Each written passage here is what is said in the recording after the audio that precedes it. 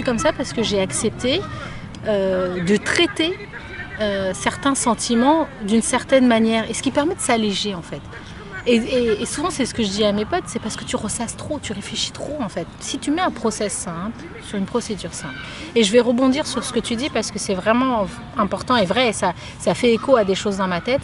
Et si on revient un peu au sujet de la gratitude et de l'ingratitude, pourquoi aujourd'hui je vis très bien les choses et je vis très bien le fait d'aider les gens, le fait d'être dévoué aux gens et le fait de comprendre l'humain, c'est parce que j'ai compris à quel moment, quelle jauge, enfin quel curseur il faut mettre sur mon propre ressenti sur les choses. Parce que souvent c'est la manière dont on absorbe les sentiments qui font à la fois une forme de fragilité, c'est-à-dire qu'on se sent faible, qu'on se sent machin, ou une forme de force qui fait qu'on se sent détaché. Enfin, souvent, c'est ce qu'on dit, c'est que je suis détaché. Mais en fait, c'est détaché parce que tu n'as pas absorbé le sentiment, en fait. C'est ça. Encore une fois, si on en revient à la définition des mots, c'est ça. Quand quelqu'un te dit « Oh, mais non, moi, je me sens un peu au-dessus de ça », bah, tu te sens au-dessus parce que tu n'es pas attaché, en fait. Tu vois. Et par exemple, si on revient à la forme de gratitude et d'ingratitude, moi, la dernière fois, je disais à ma cousine en discutant avec elle, je disais « Mais... tu vois, et j'avais la même discussion avec mon mari tout à l'heure, parce que du coup, en lui disant que je venais te voir pour parler de ça. Et je lui dis, quand on dit à quelqu'un il a été ingrat envers moi, il n'a pas été reconnaissant.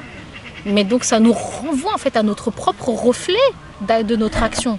C'est-à-dire que le jour où moi, je lui ai rendu service, je lui ai fait signer une reconnaissance de dette, qui lui impose que le jour où je vais venir l'appeler, il doit me répondre. Ça veut dire qu'en plus d'enlever à la personne son libre arbitre, je m'impose à moi un rapport avec cet autre être humain. Ça veut dire que toutes mes actions donc, sont de fait des actions calculées. Ça veut dire qu'en fait, on n'est jamais dans une procédure en tant qu'être humain à faire des actions pour faire des actions. Si aujourd'hui j'ai envie de faire du bien à quelqu'un, c'est parce que j'ai choisi de le faire. Et quand on se met dans cette posture-là, eh ben en fait on se met dans une posture qui est quelque part une posture de force, parce qu'on considère tout simplement que je ne vais pas ressentir d'autres sentiments que celui du bienfait de l'action que j'ai faite ce jour-là. Tu vois, c'est tout. Et souvent c'est ça, si on se sent trahi, si on se sent machin, si on se sent trahi par rapport à une reconnaissance qu'on attendait. Et souvent, par exemple, pour une expérience que j'ai vécue, donc je vais te raconter 2 anecdotes, une dans le privé, une dans le professionnel. Dans la vie privée d'abord. Dans la vie privée, moi j'ai accompagné un ami qui était vraiment dans la galère à un moment, mais vraiment accompagné, un dévoué à ce qu'il puisse se remettre sur ses 2 jambes et qu'il puisse remarcher vraiment en toute autonomie. Et donc aujourd'hui, j'ai été dans une posture un peu compliquée et cet ami avait la possibilité de me sortir un peu de cette posture un peu compliquée. Et lui a fait le choix de ne pas le faire. Donc je ne vais pas aujourd'hui le mettre lui en posture d'ingratitude, ce qui est faux. Parce que cette posture d'ingratitude, ce ne serait que ma définition et de la manière de le voir. Lui, il ne le voit pas comme ceci. Il y a plein de choses qui ont fait que peut-être aujourd'hui, il n'a pas pu l'aider. Tout comme il y a plein de choses qui ont fait que ce jour-là, j'ai pu l'aider. Parce que j'avais de la disponibilité, parce que j'avais la force de le faire, parce que beaucoup de choses. Et donc, en fait, prendre du recul sur les situations, prendre de la hauteur sur les situations, c'est aussi mettre les bons mots sur les bons sentiments. Et donc en fait c'est utiliser la langue et notre manière de communiquer avec l'autre dans une posture qui est un peu différente. Donc aujourd'hui, il n'est pas dans une posture de celui qui m'a refusé quelque chose, il est dans la posture de celui qui n'a pas pu le faire. Tu vois ? Et donc du coup, ne serait-ce que poser la phrase et les mots dans cet ordre-là, ça nous permet nous de ressentir les choses autrement. Si dans ma tête, je bloque les mots, il a refusé de m'aider, je vais me ronger moi-même avec ces mots-là. Mais si je mets dans ma tête la phrase « il n'a pas pu le faire », du coup, je suis remplie par d'autres sentiments. Et donc, je ne me retrouve pas dans une position de fragilité ou dans une position de ressentir d'autres sentiments. Non, j'ai mis ma linguistique au service de quelque chose qui a déconstruit quelque chose dans ma tête. Parce que notre cerveau parle, hein. Il parle notre langue. Hein. Un cerveau parle. Et souvent, quand on est dans un aspect de vide, moi j'aime bien faire des aspects de vide et de voir quelle langue parle mon cerveau. Naturellement, comme ça, quand tu as envie de réfléchir, tu parles en quelle langue? Dans ta langue maternelle? Qu'est-ce que tu appelles un aspect de vide? Tu te poses comme ça et tu sais, des fois, tu as juste un moment où tu fais le vide dans ta tête. Tu sais, cette expression, faire le vide dans sa tête.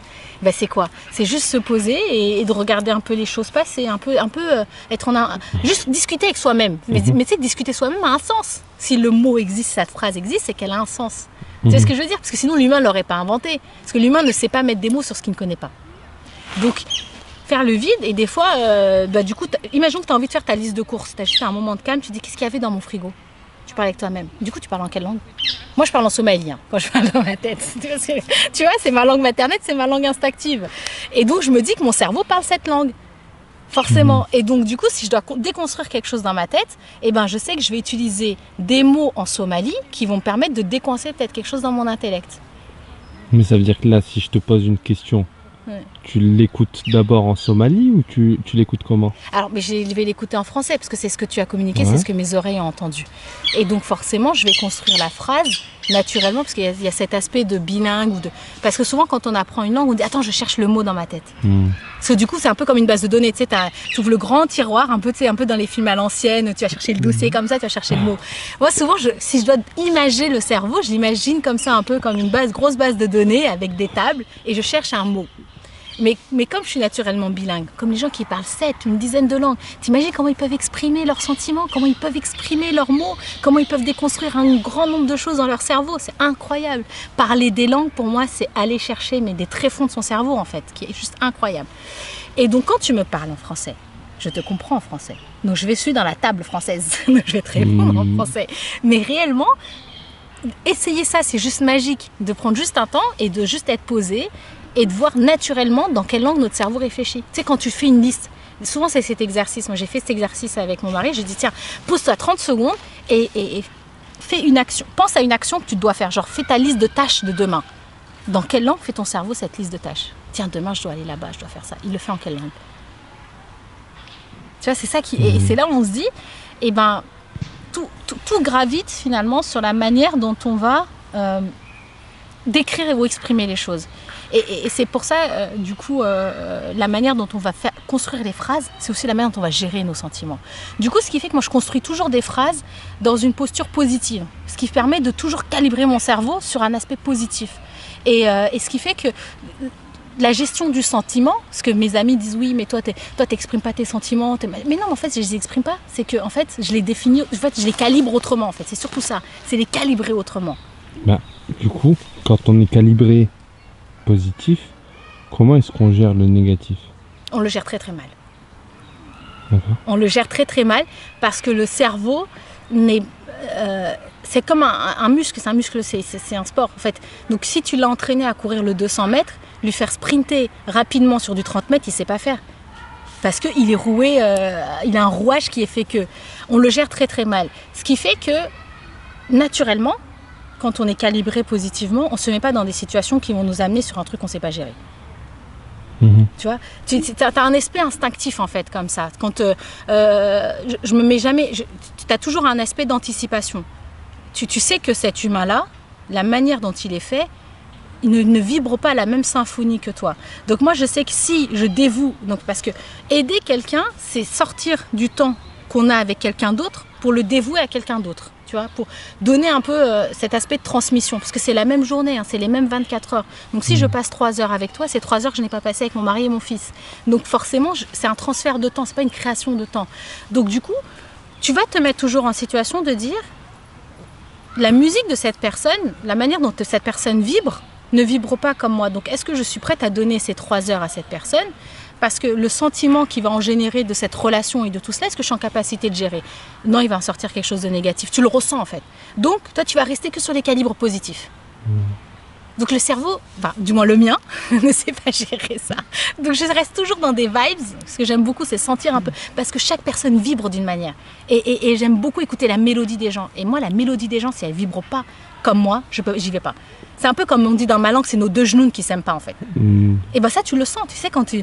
Et souvent mes potes elles me disent ouais, mais moi la personne que j'ai rencontrée la première fois quand je la déteste, je sais que c'est celle qui va devenir ma meilleure amie. Mais mon gars, si je te rencontre et que je t'aime pas, tu peux pas devenir ma meilleure amie. Notre musique elle vibre pas en fait. Tu sais, t'as plein d'anecdotes comme ça de mes potes et je trouve que c'est un truc hyper féminin. Moi je suis une féministe de la première heure. Et j'aime beaucoup décortiquer aussi les réflexes féminins, tu vois.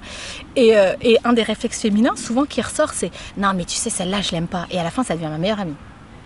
Mais moi si j'ai ce sentiment, mais ne serait-ce que 30 secondes, mon cerveau il sait pas gérer au-delà de ce sentiment en fait. Il va rester que sur la vibe positive, tu vois. Et t'as des gens, tu sens un peu l'onde. Et tu vois, par exemple, là, on discute au travers de cette caméra alors qu'on ne se connaît absolument pas. Et donc, en fait, c'est la manière dont nous vibrons et la manière dont nous nous questionnons qui va faire si cet échange, on va pouvoir continuer. Mais tu as des gens, ils ne vont pas vibrer comme toi, tu vas le ressentir tout de suite. Et ce n'est pas un défaut ou ce n'est pas une tare. C'est parce qu'on a tous des symphonies différentes. Et en plus, les symphonies changent selon les temps. Par exemple, il y a une personne que j'ai pu rencontrer il y a 10 ans, on ne vibrait pas de la même manière, on ne se comprenait pas de la même manière, mais 10 ans après, parce qu'en 10 ans, on aura vécu tellement de choses, qui aura tellement bouleversé notre musique interne. Ce que j'appelle musique, c'est ce qu'on reflète, en fait, c'est ce qu'on dégage, tu vois. Et 10 ans après, on aura vécu tellement de choses, mais tellement opposées, qui font que quand on va se retrouver, la symphonie, elle va même se retrouver. Et moi, il y a des gens que j'ai retrouvés 10 ans après, avec qui je m'entends mais tellement bien maintenant, parce qu'il y a un truc qui fait que... et on ne s'est pas côtoyé ces 10 années, on ne s'est pas connus ces 10 années, on a été même sur des continents différents pendant 10 années. Et aujourd'hui, ces expériences permettent à chaque note qui vont se reconstruire de se reconnaître et de se reconnecter autrement.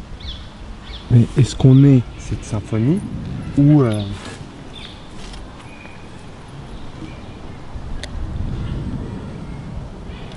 Est-ce que cette symphonie, c'est ce qu'on est, ou donc quelque chose qui change avec le temps, ou cette symphonie,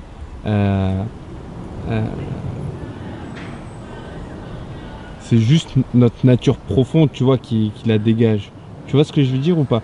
Est-ce que c'est quelque chose qui... Est-ce que t'as, je sais pas, t'as ton âme, t'as ton être, et cette symphonie qui va changer en fonction des événements que tu traverses? Ou est-ce que tu as ton âme, ton être, et cette symphonie, elle vient de ton âme, elle vient de ton être. Mais c'est juste les événements, peut-être, ils faisaient que ça se voyait pas, tu vois. Non, mais parce que là. pour moi, je considère que c'est quelque chose qui n'est pas inné, mais quelque chose qui est acquis, parce que les enfants, quand ils naissent, les enfants bébés, tu vas à la crèche, ils vont naturellement les uns vers les autres. Aussi parce qu'ils ne parlent pas encore. Aussi parce qu'ils n'expriment pas les choses encore. Et ce qu'a vécu, par exemple, moi je grandis, et j'ai changé radicalement depuis que je suis maman. La crèche a été une hyper belle expérience. La première année à l'école, ça a été une autre expérience de malade. En tant que maman, je ne parle pas en tant qu'enfant. En tant que maman, quand j'allais chercher mon fils à la crèche, tous les enfants jouent ensemble. Ils n'ont aucune dissociation entre qui est blanc, vert, qui est grand, petit, qui est gros. Il n'y a aucune distorsion qui est donnée par notre société. Ils s'aiment, c'est tout. Ou ils se rencontrent, c'est tout. Tu vois ce que je veux dire? Et donc pour moi, cette musique... C'est pour ça que je dis qu'il y a une personne que j'ai connue et dans laquelle notre musique ne concordait pas du tout et 10 ans après elle concorde, c'est parce que c'est les étapes, c'est la distorsion de la société qui fait ce qu'on est en fait, réellement. Par exemple, moi, à force d'avoir subi le racisme, même si on peut entrer dans tous les débats de racisme, je l'ai vécu, je sais. Et donc dans mon être, quand je vois les yeux de quelqu'un, l'âme de quelqu'un, je sais ce qu'il ressent. Donc je sais si cette personne, elle a une difficulté à rester à côté de moi. Moi j'ai une dame, je te jure, véridique. Je l'ai aidée par pulsion. En fait, t'es dans Carrefour, tu vois qu'elle galère, tu ramasses le truc par simple pulsion, tu vois. J'ai envie de dire limite réflexe naturel. Tu vois un truc, tu vois que la dame elle est en galère, tu ramasses, tu te donnes. Et là, vos regards se croisent. Et elle te regarde du genre, t'as touché le truc, je vais plus le toucher en fait. Alors qu'elle n'a pas parlé. Tu vois ce que je veux dire? Mais tu le vois dans son être.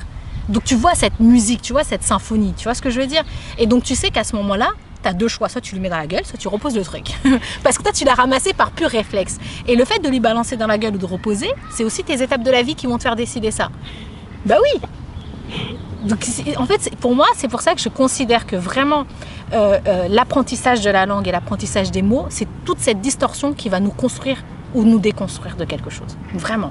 Et aujourd'hui, mon fils a 4 ans, et aujourd'hui, j'apprends vraiment la langue avec lui, et donc l'apprentissage des différentes langues avec lui, et je suis constamment envahi de plein de questionnements de si je lui apprends ce mot-là, est-ce qu'il verra les choses d'une autre manière? Est-ce que si je lui apprends que finalement la couleur de l'herbe est rose, est-ce que ça va faire une distorsion dans son cerveau sur quelque chose ou pas?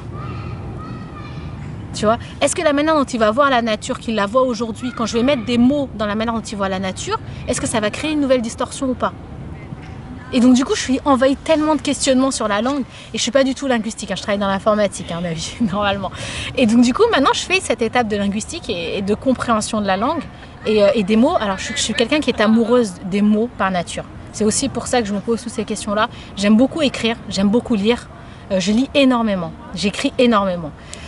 souvent pour rien d'ailleurs, mais parce que j'ai besoin juste d'écrire, parce que j'aime jouer avec les mots, j'aime la distorsion des mots. En fait, des fois, ne serait-ce qu'écrire une phrase d'une manière, l'écrire d'une autre manière pour juste voir ce qui en dégage, j'aime beaucoup ça en fait. Et le fait de devenir maman, ça a décoincé un autre truc dans ma tête en me disant, tous ces jeux de mots que tu aimes, si tu les transmets, est-ce que ça va construire un autre être humain que si je faisais ce choix de définition de ce même mot? Du coup, est-ce que je me dis que tous les gens qu'on dit mauvais dans leur histoire, hein, tu sais, tous les serial killers, tous les machins, est-ce que c'est peut-être associé à la manière dont on leur a appris les mots? Ou est-ce que c'est quelque chose d'inné en fait, complètement, tu vois? Être mauvais, c'est parce qu'on t'a pas appris à aimer, ou le mot aimer? Ou est-ce qu'on est juste mauvais par essence et que ça n'a rien à voir avec la manière dont on va parler? Et est-ce que si on ne sait pas parler, si on est mougli, est-ce que du coup on est par essence quelqu'un de bon ou quelqu'un de mauvais, parce qu'on n'a pas introduit la langue?